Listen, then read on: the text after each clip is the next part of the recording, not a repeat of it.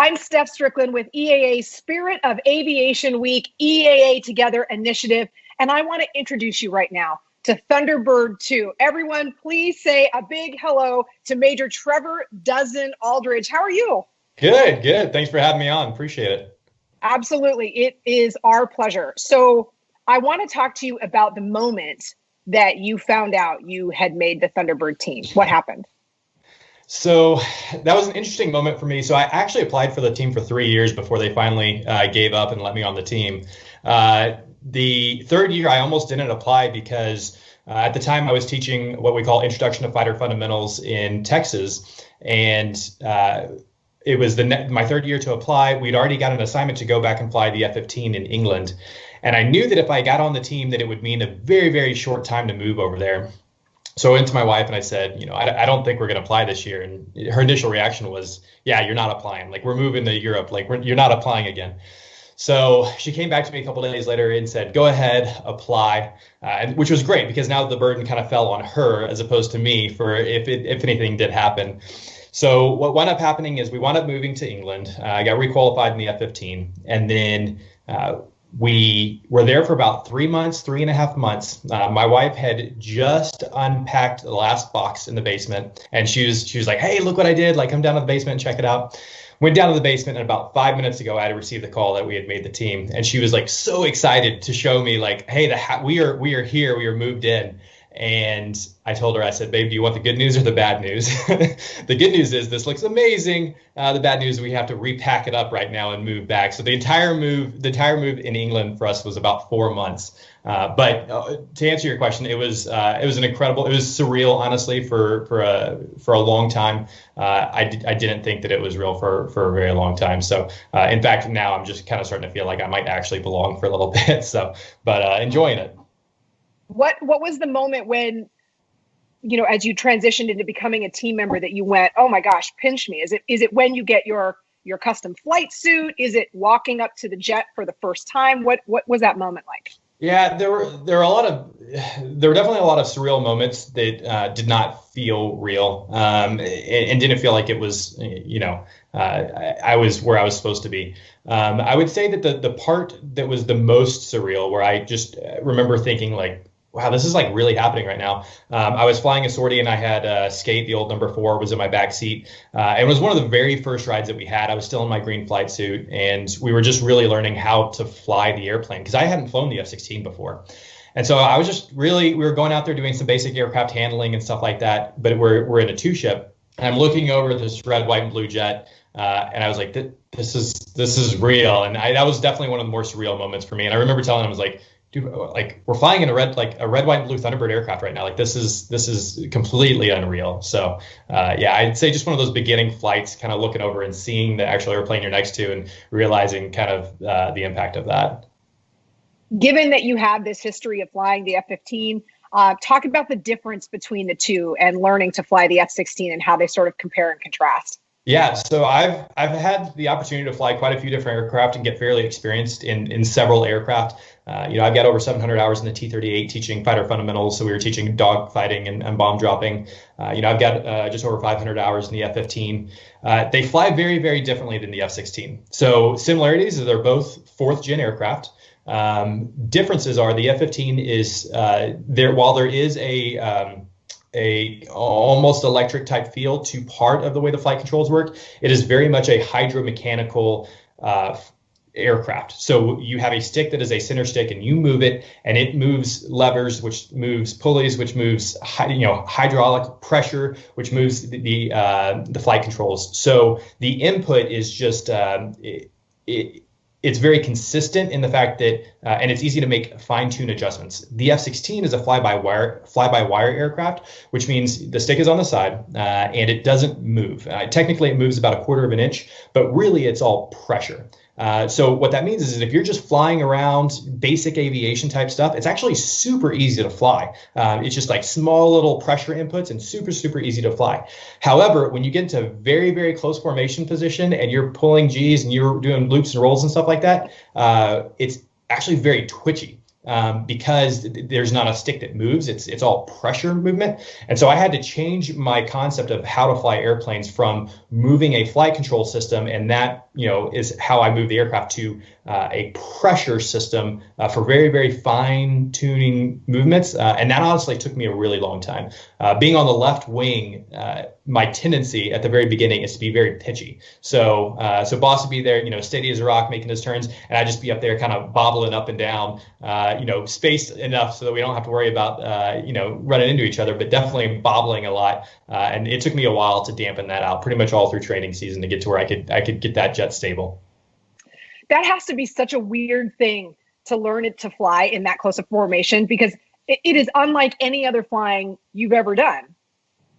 Yeah, so the principles that we fly are the same thing that's taught to every student pilot that goes through the Air Force. Every student pilot that goes through the Air Force learns formation flying, particularly if you go to T-38 or if you're T-6s at InJet. I think they're even introducing that to all aspects of T-6s now for the Air Force. So everybody learns these maneuvers. Everybody learns aerobatics. Everybody learns how to do loops and Cloverdales and all Clover loops and all these different things. So and they learn extended trail. They learn all these basic maneuvers. We just take that and kind of amplify it to another level. So all the basic principles were there. It definitely just took a lot of work and practice to get to where I could do that as close as we are.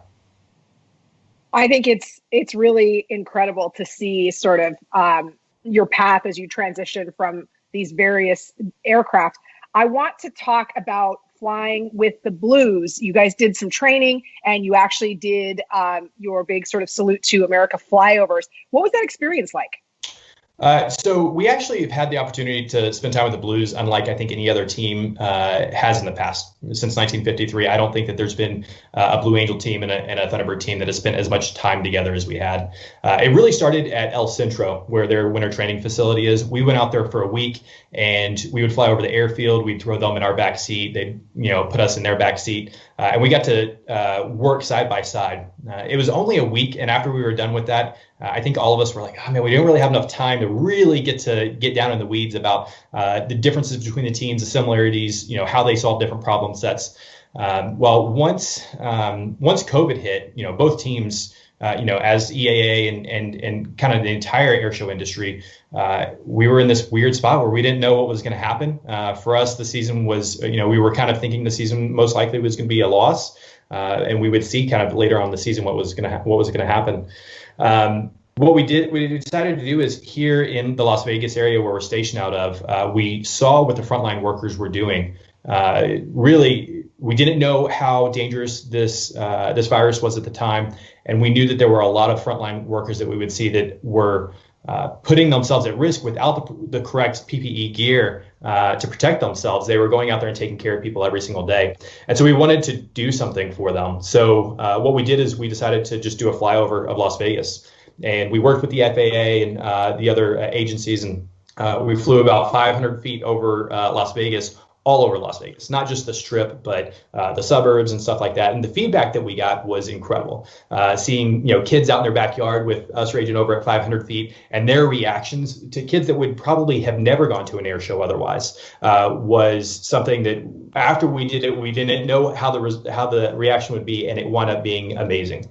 So at that point we decided, well, should we take this on the road? Should we do this in other major cities and try and spread this message to the rest of America, if at all possible? And we sent it up to the higher chains of leadership. They sent it down, and we kind of met in the middle and decided that we were going to take this on the road. Because of the training that we had done in El Centro, we were able to go straight to Pensacola and station out of Pensacola. And because of the relationships we had already built, as soon as we showed up, we were not two squadrons, we were one squadron.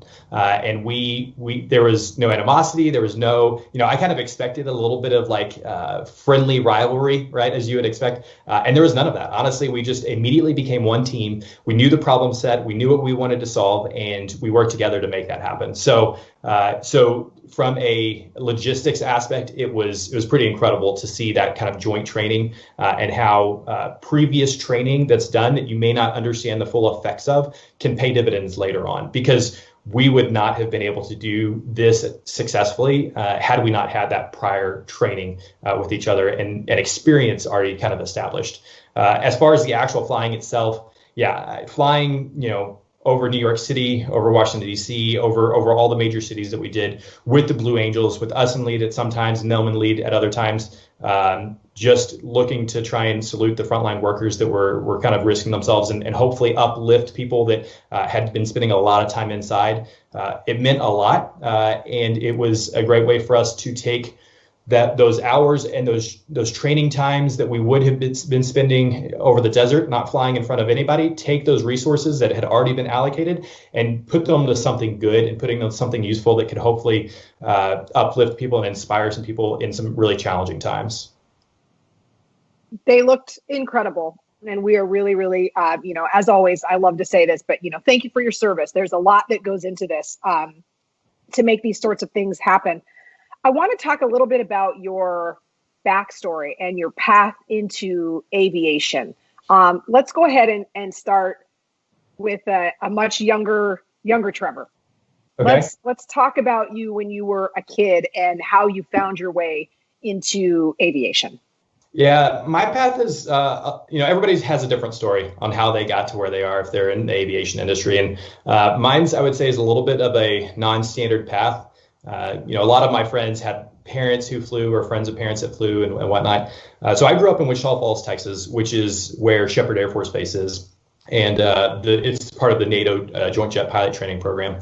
And where my house was directly underneath the T-38 flight path for their inside downwind.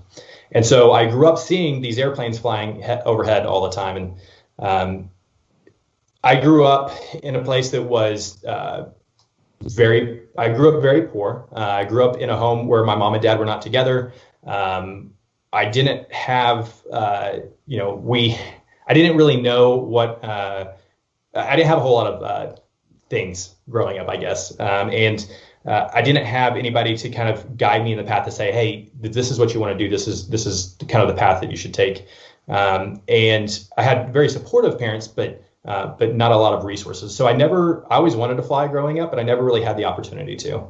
And I worked hard in high school. I was able to get an Air Force ROTC scholarship to go to college, which allowed me to be the first person in my family to go to college and graduate from college. And I wound up going to Texas A&M University in the Corps Cadets program there. I worked through there, and then at the end of my training there, I received a pilot slot. I commissioned in the Air Force, and then when I showed up for pilot training, that was the first time I had ever really touched an airplane. And so it was challenging. It's a steep learning curve, learning how to fly airplanes in any time, particularly the way the Air Force does it. They call it trying to drink through a fire hydrant. So it was a lot of work, but I was very fortunate to have people along the way kind of give me a little bit of a vector and a little bit of a, hey, maybe you should look at this. Hey, maybe you should look at that. And so one of the things I'm really passionate about this team is being able to kind of tell that story and let people know that it really doesn't matter what background you come from. It doesn't matter what your parents do. It doesn't matter who you are, the color of your skin. None of that matters. What matters is, do you work? Can you work hard? Can you, you don't have to have family that had gone to college in the past. You don't have to have a ton of money. Work hard, get through college, commission, work hard to try and get a pilot slot, and anybody can do it. It takes a lot of work and some luck and a little bit of skill. Was there a particular mentor who really helped you and gave you the direction at a time when you really needed it? Was that maybe in high school? Was it in college?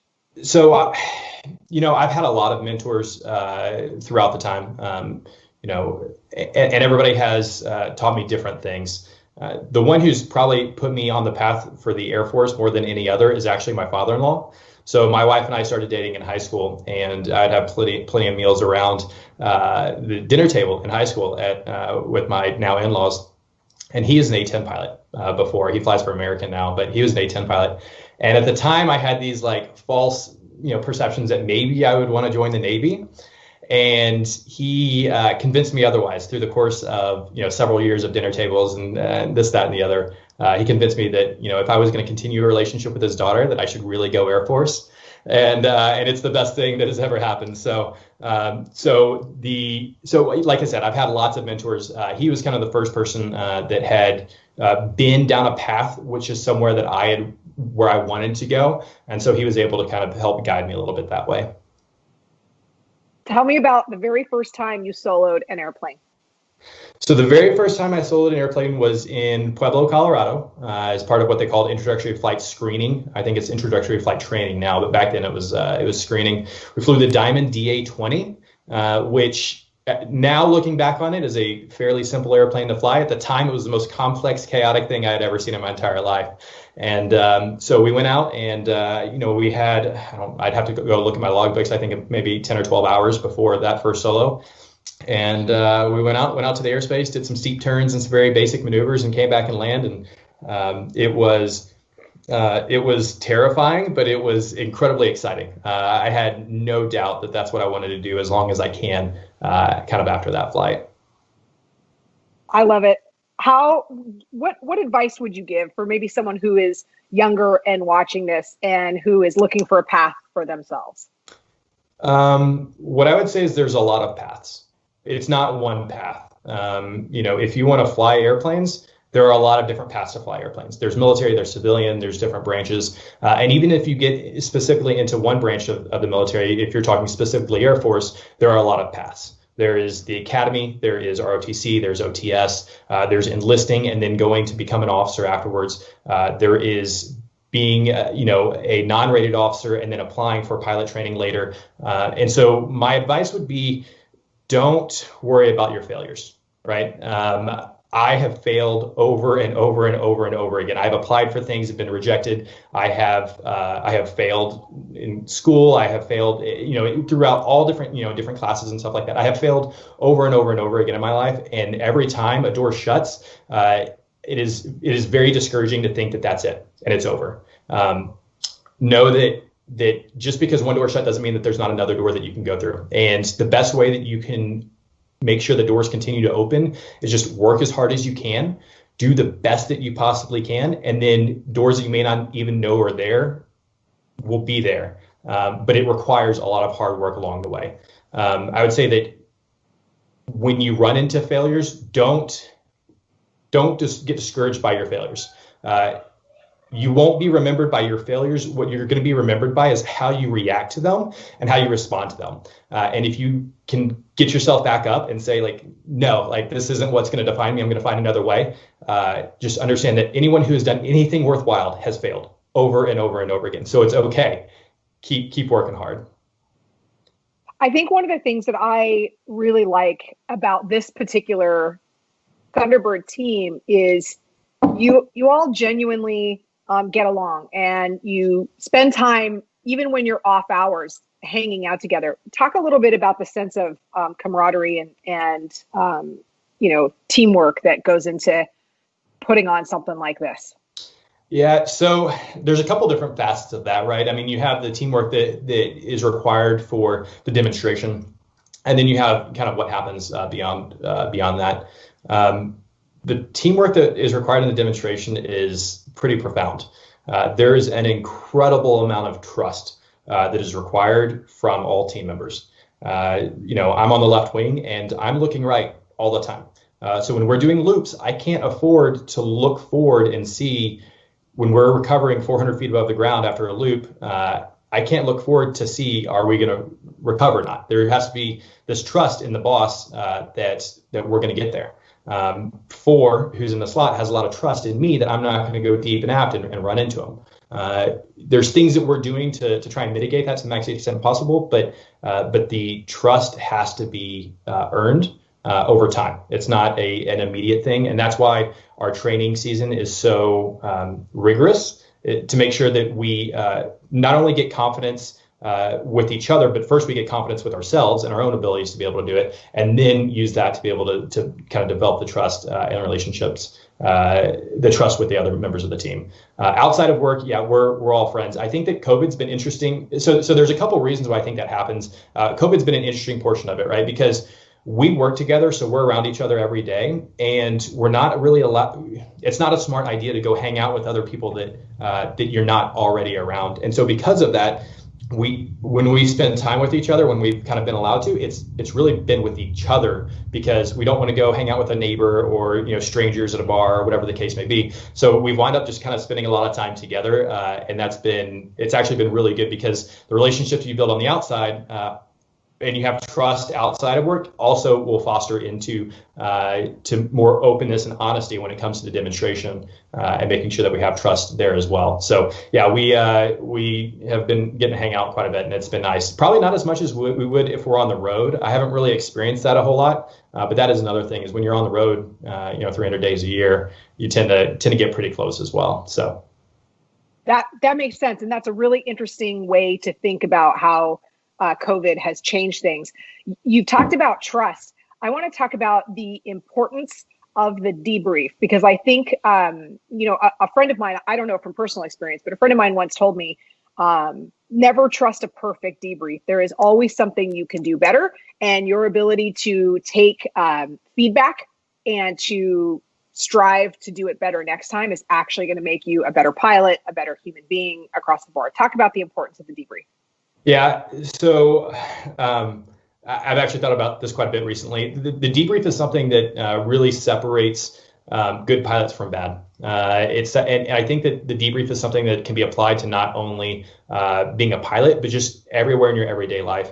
Fighter pilots really take, particularly in the United States, take pride in the debrief, meaning that there is no perfect sortie. Everybody's going to make mistakes on every single sortie. And so when you go into the debrief, what you have to be able to do is you have to be able to take your rank off. You have to be able to take your pride away, and you have to be able to honestly and objectively look at the sortie that happened, figure out all the mistakes that happened, so that you can now fix that for the future sorties. I've flown out of Japan for 3 years. I've flown the Middle East and in Europe, and I've seen a lot of different countries and how they are as fighter pilots. And one of the common threads, there are several, but one of the common threads that you see in countries who have fighter pilots who are good tactically and fighter pilots who are not as good tactically is the debrief. Those who are able to go in and say that these are the mistakes I've made. What mistakes did you see that I made? Okay, I made those mistakes. And they're able to have an honest and open dialogue between the two, or able to find the errors so that they can fix it for next time. It's easy to hold on to your pride and say, and want to save face in front of other people, but that's actually counterintuitive to your ability to get better for the future. So that's something that we've used for my entire time as a fighter pilot in the Air Force, and definitely something that's used on this team is honest, objective debriefs. That's a great answer. You mentioned Japan, you mentioned England. Which one would you move back to? Honestly, I'd love either. I would have to say England, though, because we were only there for about 4 months, and I was in Japan for 3 years. So there's a lot more I've got to see in Europe. So I would definitely, if given the chance, I'm going to go where the Air Force sends me. But if given the chance, I'd choose England. As a poor kid growing up with, no vacations, none of the things that some of the other kids got to do, what was it like to move across the world and spend 3 years immersing yourself in another culture like Japan? Yeah, that's, it's been an incredible experience. The Air Force has given me opportunities, and this isn't just a platitude. The Air Force has given me opportunities that I would not have had to do otherwise. Absolutely. And I'm very thankful for that. So I grew up in Texas, and you're right, I didn't really do vacations. I kind of grew up in the border of Texas and Oklahoma. So those were the only two states I had really been to for most of my life until much later on. And I went to college in College Station, which is also in Texas. And then for my pilot training assignment, I got selected to go to Wichita Falls, to Shepherd Air Force Base, which was my hometown. So I had spent a lot of time in Texas, and I love Texas. I love going back. I love my home state. But when it came time to choosing an aircraft to go fly, I really love the mission of the F-15C. I love the single seat nature of it. But another thing that I really loved about it is it only had 2 bases. active duty bases, and one of them was in Japan and one of them was England. So I knew that if I got that airplane, I was definitely going to be going overseas. And so when I got that in pilot training, I was incredibly stoked and excited to be able to go do that. The opportunities have been great. I've learned a lot about other cultures. I've learned a lot about just commonalities amongst humanity. Yeah, it's been a pretty awesome, incredible ride, and we're really enjoying the ride we're on right now. I love that you met your wife in high school. You've been high school sweethearts, and then her dad gives you this sort of life advice, and then next thing you know, you're getting a chance to see the world together. You guys also love to spend a lot of time outdoors. What do you do when you're not flying? What are some of your hobbies? Yeah, so we've once again, because we've been able to travel a lot, we've been able to see a lot of different things. When we were in Japan, we were in Okinawa, Japan, and my wife and I learned to scuba dive. And we had the opportunity to scuba dive, all over Japan, Thailand, Bali, Guam, all kinds of places, these like incredible destination places that we were just at. We had some pretty awesome experience. So unfortunately, here in the States in Las Vegas, there's not a lot of scuba diving to be had. But really, whatever we can do to get out and enjoy the outdoors, we try to do to the max extent possible. So moving here to Las Vegas from we're in this very quaint British town in England, and we got the assignment to go to Las Vegas, and all we could think of is the Strip and Sin City, and we're like, we've got a 2-year-old and a 4-year-old, and this is going to be a mess. But once we moved here, we realized that there's actually a lot to do outdoors. There's Red Rock Park, which is not far away. Beautiful, beautiful hiking out there. There's Valley of Fire. If you want to get away from the heat, there's Mount Charleston. So there's, within 30 minutes to an hour drive, there's 3 really great parks. Zion's only a couple hours north. So there's there's actually a lot of really awesome outdoor stuff to do. And getting the boys outside and having them kind of enjoy being outdoors has been great, and they really love it. What are some of your favorite maneuvers to fly? Now I recognize, as you said, you're looking right the whole time. So it's not like you have one job, but is there a maneuver in particular that you really enjoy? There'd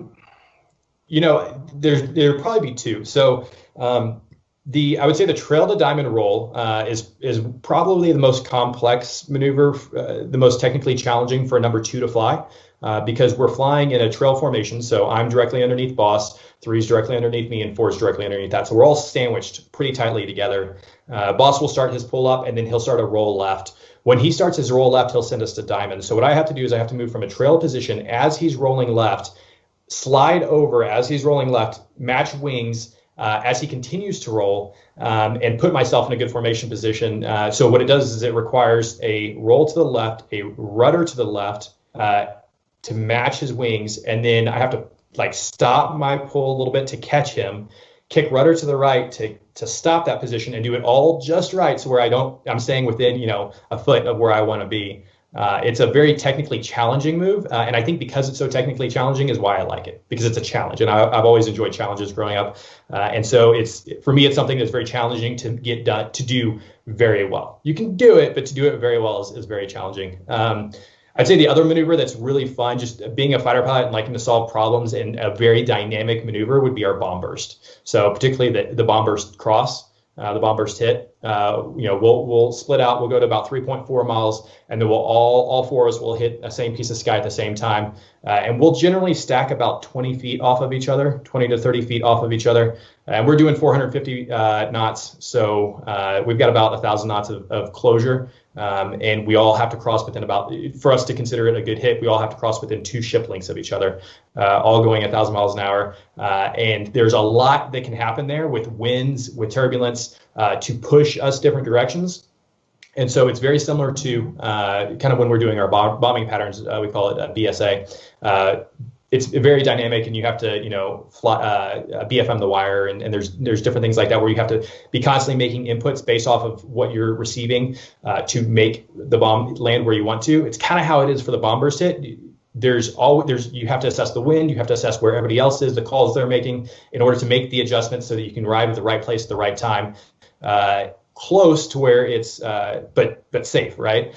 So it's a very challenging. It's probably the most dynamic maneuver that we do. And then the rejoin after that's really fun too. So we'll all cross. We'll pass up. Boss will do a half Cuban, and then we'll do this like weird, awkward, like inverted rejoin. That's like really non-standard, like unlike anything we do. He's down at 400 feet, so we're rejoining down to 400 feet. 400 knots, and it's a very dynamic, crazy rejoin, but it's fun to do well. When you say dynamic, are you pulling a lot of G's to get yourself back in position quickly?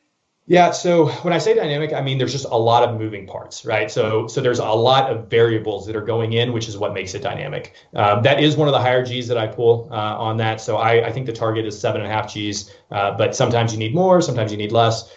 So it kind of just depends on what you need for that rejoin. I want to talk about your Oshkosh experience. One of the things that we love is when our fighter pilot friends also love general aviation. So tell me about your trip to Oshkosh. Yeah, so like I alluded to earlier, growing up, I didn't really have the opportunity to do a whole lot of general aviation flying. But since kind of becoming an officer and having a little bit more financial means to be able to do so, I really loved any opportunities I've had to go out and fly. One of my good buddies that I went through pilot training with, he went off to go fly the F-16. I went to go fly the F-15. But we were all stationed together back in Texas, and he has an RV-8. And it's a beautiful RV-8, a ton of fun, great cross-country machine, and a ton of fun to do aerobatics in. Well, we took that RV-8 up to Oshkosh in the little bitty travel container in the back. We put a little tent and some small sleeping bags and stuff like that. And we flew out to Oshkosh. We made sure to read the NOTAMs, which was a lesson I learned from Sun and Fun earlier in the year. Big mistake not doing that. And so we flew in. It was an incredible opportunity, seeing so many unique airplanes, particularly one-off airplanes, experimental airplanes, was really, really amazing, and just thousands of them. I was truly overwhelmed at how many aircraft were there. So we landed in, we parked, we pulled out the tent, we set up camp, and we just slept by the aircraft for a couple of days and just looked at airplanes for a weekend. And it was a really, really awesome experience that I would highly recommend to anybody. If you have a friend who has a plane, go out to Oshkosh one year and just take it in, experience it. How was the rainstorm? There was a lot of rainstorms. So so we had a few beverages, and we were trying to get back to our tent. Finding the airplane amongst the thousands of airplanes can be tough to do at night in the middle of a rainstorm, but we eventually found it. We were not dry the next morning, but it was, I wouldn't trade that experience for anything though. I think that was the night that the Bone took off. It was, yeah. So that max AB climb that he just did up into the clouds, that was a pretty impressive sight to see. I'll never forget it. I will never forget it. And I know it was something that was photographed, and everyone who was there at that particular EAA AirVenture talks about that moment. You not stop and just watch it. Like you had to just stop what you were doing and watch that happen. Let me ask you finally, and this one's kind of a meta question. What does it mean to you to fly? What does aviation mean to you?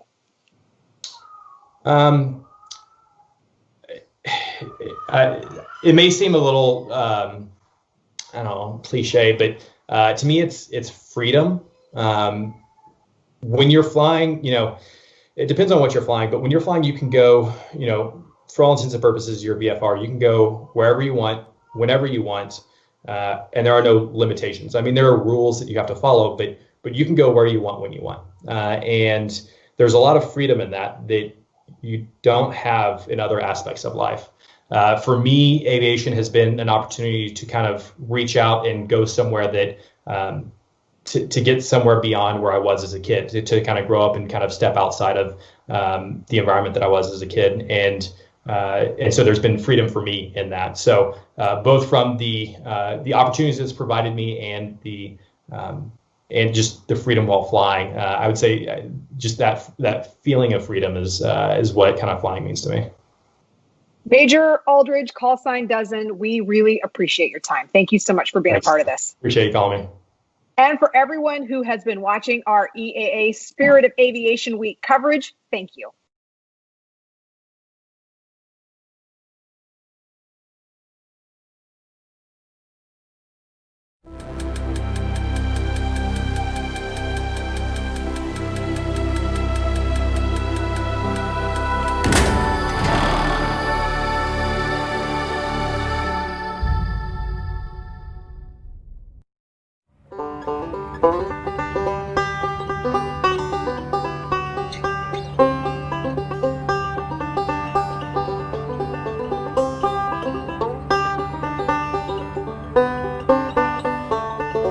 is Jim Benson. I'm from Hoopany, Pennsylvania. Probably never heard of that place before. And I'm flying on 2010 Safari 400. I went experimental because ease of maintenance. I wanted to know the helicopter. I wanted to be able to work on it. I'm an AMP, but I hadn't used it for a long time, so I wanted something that was really kind of bulletproof. And after researching, that's pretty much